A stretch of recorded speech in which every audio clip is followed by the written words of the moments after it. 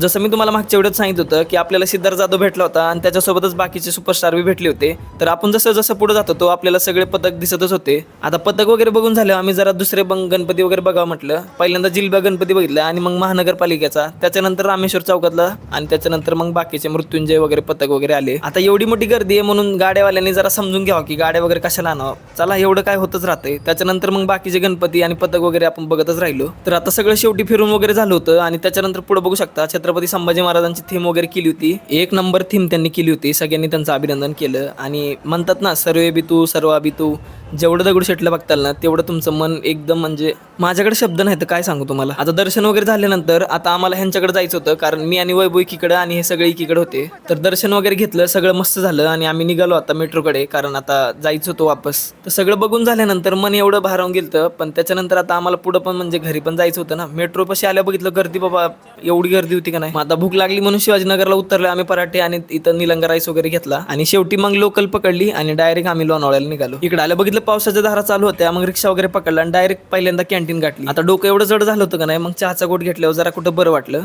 तर कसं वाटलं तुम्हाला आमचं पुणे भ्रमण, जरा लाईक शेअर सबस्क्राईब करून सांगा की, आणि तेवढं कमेंट करून ह्या हिरोईनचं नाव कळवा मला जरा. बाकी भेटूया का नवीन व्हिडिओमध्ये, तोपर्यंत गणपती बाप्पा मोरया.